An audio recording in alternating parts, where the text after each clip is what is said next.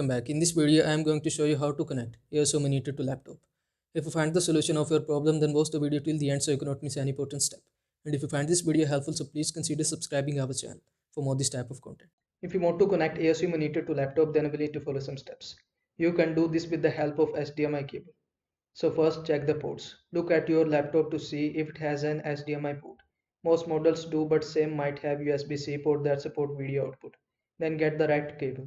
If your AOC monitor has an HDMI input and your laptop has an HDMI port, you can use a standard HDMI cable.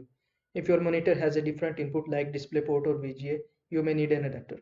Connect the monitor. Plug one end of the HDMI cable into the laptop and the other end into the monitor.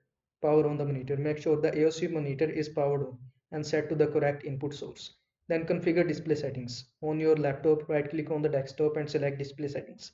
Here you can choose how you want to use the monitor, for duplicate, extend, or use only the second screen. That's it.